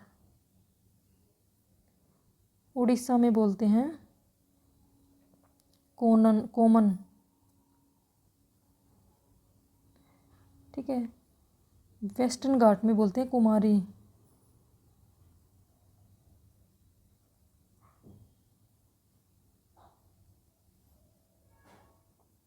ठीक है। अभी हम ना थोड़ा सा कुछ वर्ल्ड में देख लेते हैं शिफ्टिंग कल्टीवेशन में। ये तो हमारी इंडिया में अलग अलग स्टेट्स में, अभी हम वर्ल्ड में देख लेते हैं, संसार में, कि कौन सी देश में शिफ्टिंग कल्टीवेशन को क्या बोला जाता है। स्थानांतरित कृषि, वर्ल्ड की स्थानांतरित कृषि, स्थानांतरित कृषि यानी कि शिफ्टिंग कल्टीवेशन। ठीक है। फर्स्ट हम देखते हैं जो हमारा मेक्सिको है, Mexico and central America.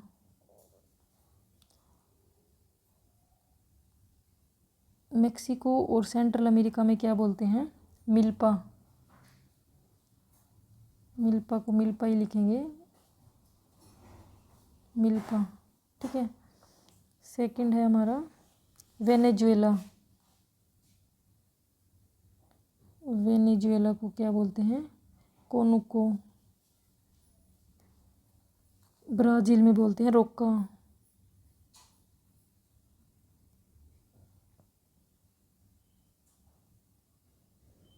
Brazil में क्या बोलेंगे, रोका। ठीक है। फोर्थ नंबर पे है सेंट्रल अफ्रीका।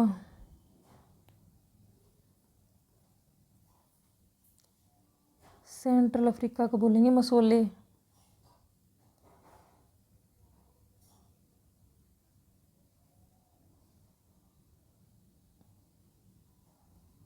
मसोले। फिफ्थ है हमारा इंडोनेशिया। इंडोनेशिया कंट्री में क्या बोलेंगे? लदांग, LADANG, लदांग।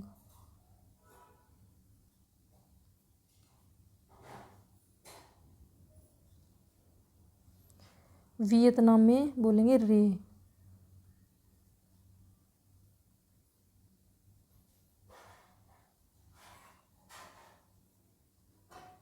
श्रीलंका में बोलेंगे चेना।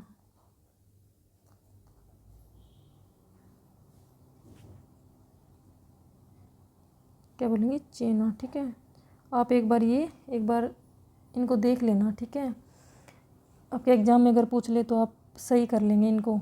ये तो हमारे इंडिया के हैं। स्थानांतरित कृषि कौन से स्टेट में क्या नाम से बोलते हैं? ठीक है, ये हमारे हैं वर्ल्ड में। मेक्सिको में क्या बोलते हैं? Milpa. Mexico and central America में। वेनेजुएला में कोनुको। ब्राज़ील में रोका। सेंट्रल अफ्रीका में मोसेले। इंडोनेशिया में लदांग एंड वियतनाम में रे। श्रीलंका में चेना। ठीक है, तो ये थे आपकी शिफ्टिंग कल्टीवेशन। तो हमने EVS के इस पेपर के सारे क्वेश्चंस डिस्कस कर लिए हैं। अगर आपको कोई भी डाउट हो तो आप कमेंट बॉक्स में कमेंट करके ज़रूर बताइएगा। ठीक है, ओके। चलिए, हमारा जो नेक्स्ट हम पेपर डिस्कस करेंगे वो है हमारा 2019 का पेपर। उसका जो सेट है हमारे पास वो है सेट A।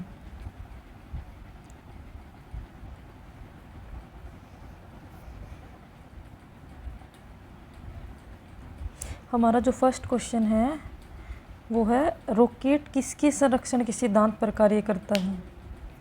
जो हमारा रॉकेट है वो कौन works on the principle of conservation of momentum. ठीक है, मोमेंटम क्या होता है? MV। ठीक है, तो जो हमारा रॉकेट है वो किसके संरक्षण के सिद्धांत पर कार्य करता है? वो करता है संवेग। नेक्स्ट है हमारा क्वेश्चन 122। किस उद्योगों को सनराइज उद्योग के रूप में जानते हैं? ठीक है, इनमें से कौन कौन से उद्योग हैं जिनको हम क्या बोलते हैं? Sunrise industries. सनराइज इंडस्ट्रीज हम उन इंडस्ट्रीज को बोलेंगे जो क्या कर रहे हैं? तेज़ी से बढ़ रहे हैं, यानी कि तेज़ी से ग्रो कर रहे हैं। ठीक है, तो लौह और इस्पात उद्योग तो हमारा बहुत इतना तेज़ी से ग्रो नहीं कर रहा। सूचना प्रौद्योगिकी यानी कि इंफॉर्मेशन टेक्नोलॉजी क्या है? ये हमारे पास न्यू है इंडस्ट्री और ये क्या है? बहुत तेज़ी से बढ़ रही है। तो हमारा जो सनराइज इंडस्ट्री है वो क्या हो जाएगी हमारे पास? वो हो जाएगी इंफॉर्मेशन टेक्नोलॉजी। ठीक है, तो हमारा आंसर क्या जाएगा? ओनली B, यानी कि ऑप्शन क्या है आपका? ऑप्शन C क्या आ जाएगा आपका? राइट आंसर आ जाएगा इसका। नेक्स्ट क्वेश्चन है हमारा, ये हमारा नेक्स्ट क्वेश्चन है 123 का। अफाई करैत दुबैया प्रजातियाँ किसकी हैं? ये है हमारी पॉइजनस स्नेक यानी कि जहरीले सांप की। ठीक है, हमारा नेक्स्ट क्वेश्चन है no micro organisms act upon the dead plants to produce. जो माइक्रो ऑर्गेनिजम्स जो डेड प्लांट्स हैं उन पर जो भी क्रिया करते हैं उनको हम क्या बोलते हैं? उसको हम बोलते हैं क्रिया करके क्या प्रोड्यूस करते हैं? ह्यूमस। ये हमने पहले जो पेपर डिस्कस किया है हमने उसमें भी देखा ह्यूमस क्या होता है। ठीक है, तो इसका आंसर क्या आएगा? ह्यूमस। ठीक है, नेक्स्ट है हमारा question, which gas is passed in the water to kill bacteria. Bacteria को किल करने के लिए कौन सी गैस पास की जाती है? तो की जाती है वो क्लोरीन। क्या कौन सी गैस पास की जाती है? क्लोरीन, जिसको हम क्या बोलते हैं? वाटर का क्या कर दिया हमने? क्लोरीनेशन, क्लोरीनीकरण। ठीक है, तो इसका हमारा करेक्ट आंसर क्या आ जाएगा? Option B। नेक्स्ट क्वेश्चन है हमारा 126। इसमें क्या पूछा है? नाभिकीय रिएक्टर में ईंधन के लिए किस तत्व का उपयोग करते हैं? Which element is used in nuclear reactor for fuel. तो क्या आएगा इसमें? यूरेनियम। कौन सा फ्यूल यूज करते हैं न्यूक्लियर रिएक्टर में? कौन सा एलिमेंट? यूरेनियम। ठीक है, अभी हम देखते हैं नेक्स्ट क्वेश्चन 127। सही विकल्प का चयन कीजिए। Choose the correct option. In the lakes and rivers of the world total amount of water remains constant. नहीं, अंडरग्राउंड वाटर रिमेन्स कॉन्स्टेंट नहीं, ये ऊपर नीचे होता रहता है। ठीक है। In the seas and ocean of the world total amount of remains constant नहीं। The total amount of the world water remains constant. विश्व में जल की कुल मात्रा है वो क्या रहती है, कॉन्स्टेंट रहती है। और तो सब जगह क्या रहता है, ऊपर नीचे वाटर। ठीक है, तो इसका हमारा राइट ऑप्शन क्या आएगा, ऑप्शन 4।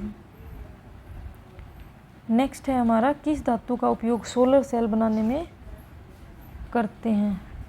कौन सी धातु का प्रयोग करते हैं सोलर सेल बनाने में, सिलिकॉन। तो इसका राइट ऑप्शन क्या हो गया, राइट आंसर हो गया ऑप्शन 4।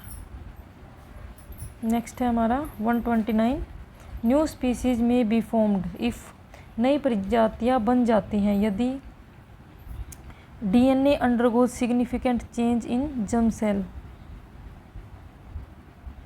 कब बन जाती है नई प्रजातियां, अगर डीएनए जनन कोशिका के डीएनए में महत्वपूर्ण परिवर्तन होता है। ठीक है। Chromosome number change in the gametes, तब भी नई स्पीसीज बन जाएगी। There is no change in genetic material, अगर जेनेटिक मटेरियल में कोई भी चेंज नहीं होगा तो न्यू स्पीसीज नहीं बनेगी। तो ये आपका आंसर गलत हो गया, सी गलत। आपका आंसर क्या आएगा, ऑप्शन बी। नेक्स्ट है 130, iodine is necessary for the synthesis of which hormone. Iodine किस हार्मोन के निर्माण के लिए आयोडीन आवश्यक है। नेक्स्ट है हमारा 130, iodine is necessary for the synthesis of which hormone.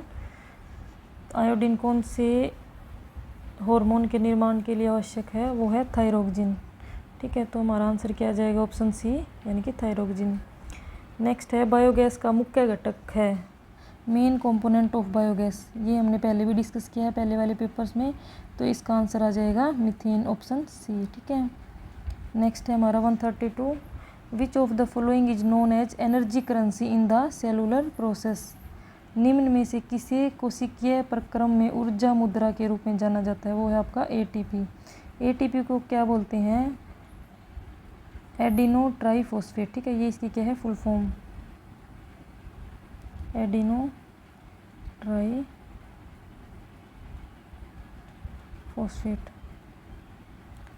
ATP क्या है आपका, एनर्जी करेंसी है आपकी सेलुलर प्रोसेस की। ठीक है। माइटोकॉन्ड्रिया क्या है, power house of the cell. Mitochondria को क्या बोलेंगे, power house of the cell. Next है, which step is not included in the carbon cycle. Carbon cycle के अंदर कौन सा स्टेप इंक्लूड नहीं होता।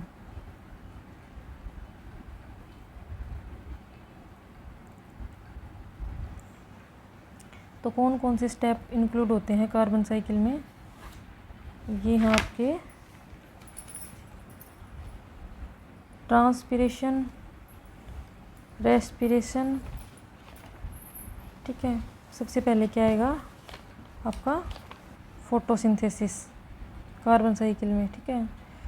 फोटो आप ये लिख लीजिए, एक बार नोट डाउन कर लीजिएगा। फर्स्ट है आपका फोटोसिंथेसिस।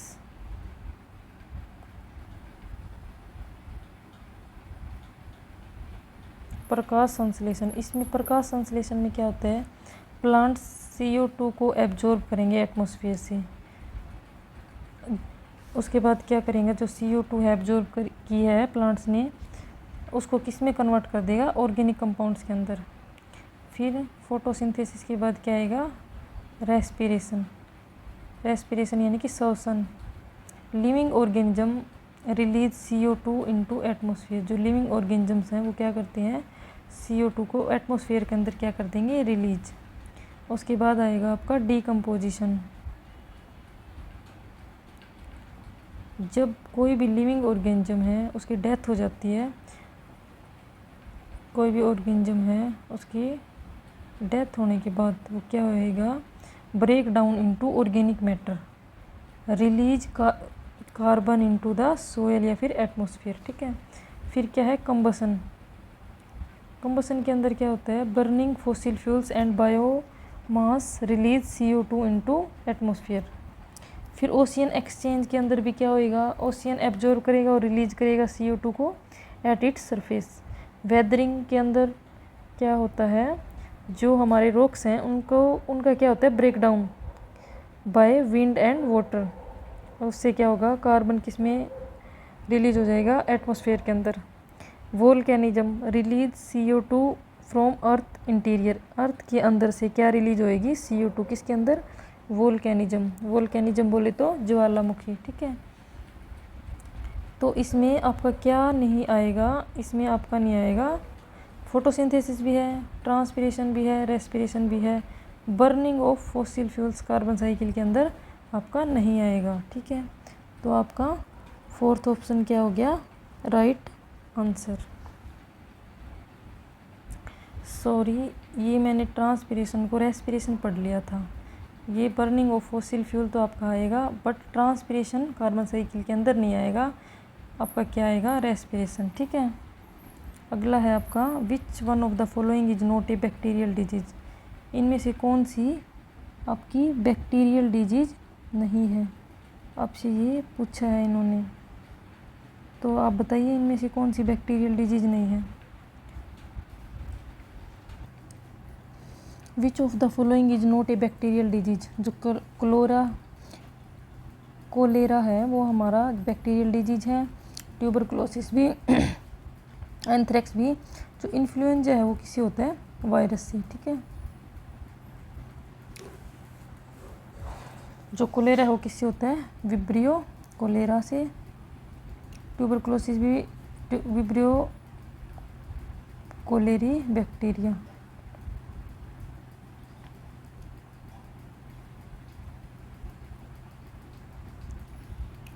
जो आपका ट्यूबरकुलोसिस है वो कौन सी बैक्टीरिया से होता है, माइकोबैक्टीरियम ट्यूबरकुलोसिस। एंथ्रेक्स किससे होता है, बैसिलस एंथ्रेक्स एंथ्रेसिस,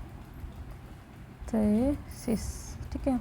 इन्फ्लुएंजा किससे होता है, वायरस से, ठीक है। तो ये इन्फ्लुएंजा जो है वो बैक्टीरियल डिजीज नहीं है, तो हमारा इसका राइट आंसर क्या हो जाएगा, इन्फ्लुएंजा।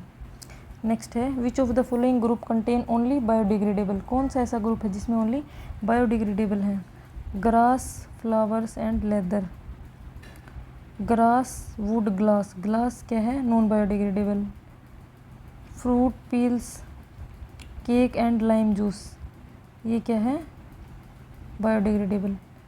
प्लास्टिक क्या है, नॉन बायोडिग्रेडेबल। तो इसका हमारा आंसर क्या जाएगा, A and C. Grass, flower and leather क्या बायोडिग्रेडेबल। फ्रूट, जूस, को केक एंड लाइम जूस भी क्या है आपका, बायोडिग्रेडेबल। तो चलिए नेक्स्ट क्वेश्चन पे। गोल्डन फाइबर, गोल्डन फाइबर किसको बोलते हैं, जूट को। किसको बोलते हैं, जूट को।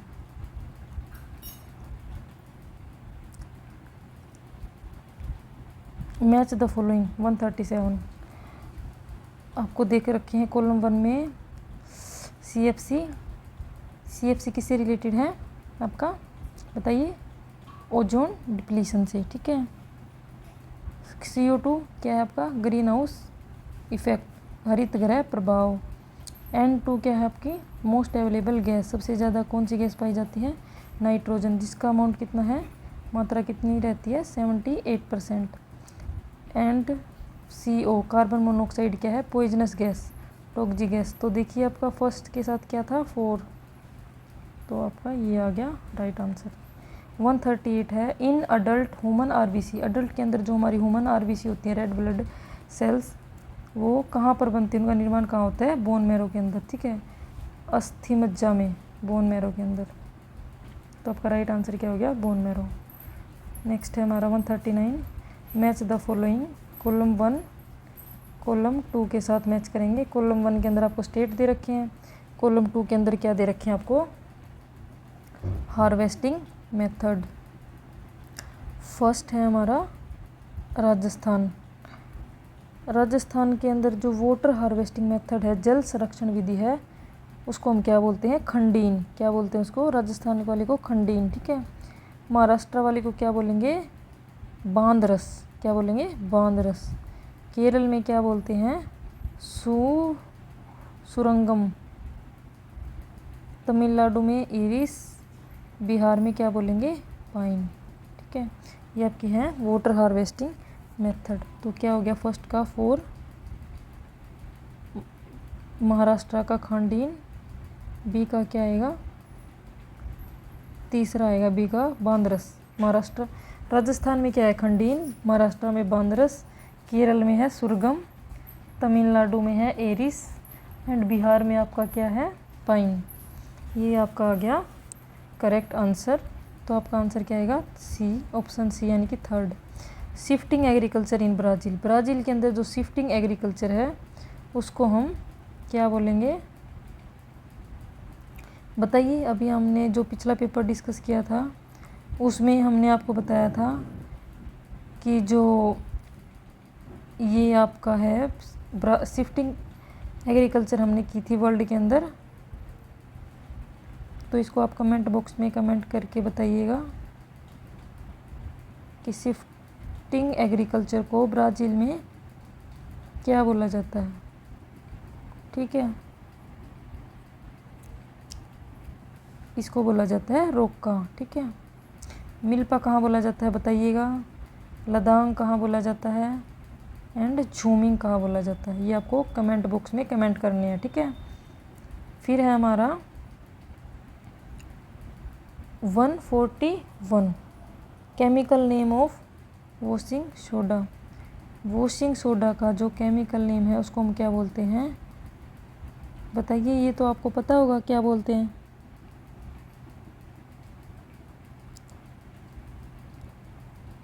कमेंट करके आप इसका आंसर हमें बताइएगा।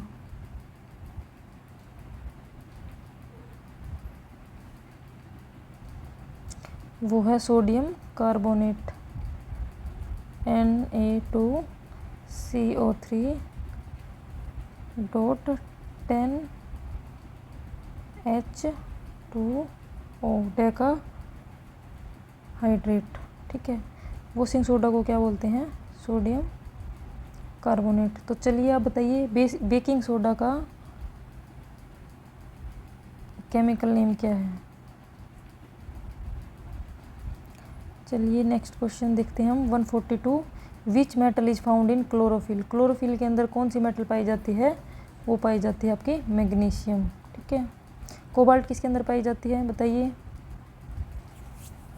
कोबाल्ट पाया जाता है आपका विटामिन B12 के अंदर। ठीक है।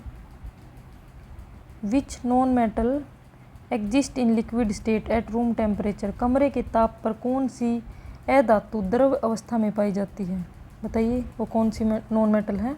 वो है हमारी ब्रोमीन।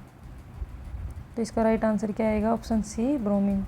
रीन्यूएबल एनर्जी सोर्स, नवीकरणीय ऊर्जा का स्रोत क्या है इसमें से जिसको हम क्या कर सकते हैं? रिन्यू कर सकते हैं। क्या है रीन्यूएबल एनर्जी सोर्स? हमारे पास फॉरेस्ट, यानी कि वन। ठीक है। रीन्यूएबल एनर्जी सोर्स वो हैं जिनको हम दोबारा से मतलब कि जो जल्दी दोबारा से रिन्यू हो सके। पेट्रोल रिन्यू नहीं हो सकता, इसको बहुत साल लगते हैं बनने में, कोल भी, नेचुरल गैस भी। ठीक है। तो जो रीन्यूएबल एनर्जी सोर्स है वो क्या है? फॉरेस्ट, यानी कि वन। नेक्स्ट है हमारा 145, which organism produce vermi compost. कौन सा ऑर्गेनिज्म है, कौन सा जीव है जिसके द्वारा वर्मी कंपोस्ट बनाया जाता है? वो है हमारे पास अर्थवॉर्म। क्या है? केचुआ।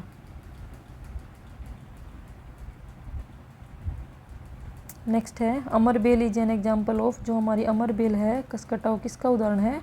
वो उदाहरण है पैरासाइट का। ये क्या है? परजीवी है। ठीक है। जो कसकटा बेल है इसको क्या बोलते हैं हम? परजीवी। मतलब कि ये दूसरे प्लांट को के ऊपर ही जीवित रहती है, उससे क्या लेती है? ये न्यूट्रिएंट्स वगैरह। ठीक है। इसको क्या बोलते हैं? अमर बेल, यानी कि कसकटा। 147 है हमारा next, relative contribution of various greenhouse gases to total global warming in ascending order सबसे ज़्यादा किसका कंट्रीब्यूशन रहता है हमारे पास, CO2 का, फिर CH4 का, फिर CFC एंड देन NO2। तो हमारा राइट आंसर क्या आ जाएगा आपके पास, ऑप्शन बी। ठीक है। World water day is celebrated on, जो वर्ल्ड वाटर डे है, विश्व जल दिवस कब मनाया जाता है, बताइए आप कब मनाया जाता है। ये मनाया जाता है कब, 22 मार्च को। ठीक है, 22 मार्च 2025 यानी विश्व जल दिवस 2025 की थीम क्या है, ये आप याद रखिएगा। ये क्या है, ग्लेशियर संरक्षण, ग्लेशियर संरक्षण।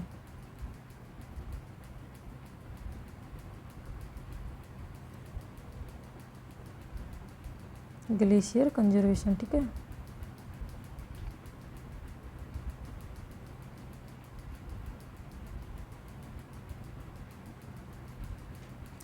नेक्स्ट है हमारा 141, the SI unit of power of lens. ये जो पावर, जो लेंस की पावर की SI यूनिट है वो क्या है, वो हमारी डायप्टर। नेक्स्ट है हमारा last question, which cell organelle have its own DNA। ऐसा कौन सा सेल ऑर्गेनली है, कोशांग अंग है जिसका स्वयं का DNA है, वो हमारे पास वो है हमारे पास माइटोकॉन्ड्रिया एंड प्लास्टिड। ठीक है। तो हमारा क्या आ जाएगा answer, option 4, both B and C। ठीक है। तो ये था हमारा 2019 का आपका पेपर, EVS के हमने क्वेश्चन डिस्कस किए। हमने 5 साल के PYQ डिस्कस किए हैं। ठीक है। तो आप इनको एक बार अच्छे से कीजिएगा। हर साल इन पेपर्स के ज़रिए हम आपको ये दिखाने का प्रयास कर रहे थे कि जो हर साल है ना आपकी कुछ थीम है वो क्या हो रही है, रिपीट हो रही है। ठीक है। जैसे कि हम देख रहे हैं हर साल, हर बार आपके पेपर में क्या आया है, ओजोन लेयर से एक क्वेश्चन आया है। ठीक है। एटमॉस्फेयर की लेयर से एक क्वेश्चन आया है आपके एग्जाम में। ठीक है। Green house effect, global warming, green house effect and global warming. ठीक है। ऐसे करके हमने आपको हर एग्ज़ाम में, आपके हर एग्ज़ाम के जो पेपर हैं उसमें ये बताने की कोशिश की है कि प्लीज़ आप आपकी थीम पर फोकस कीजिए। ये नहीं है कि आपने सब कुछ पढ़ लिया, सब कुछ पढ़ लिया, वो अभी टाइम नहीं है कि सब कुछ पढ़ने का, अभी टाइम है, ओनली आप अपनी थीम पर फोकस करें। ठीक है। तो ये थे आपके PYQ हमने डिस्कस किए। अगर आपको कोई भी डाउट है आपके PYQ के रिगार्डिंग तो प्लीज़ आप कमेंट बॉक्स में कमेंट कर सकते हैं। And thank you for your support. Thank you.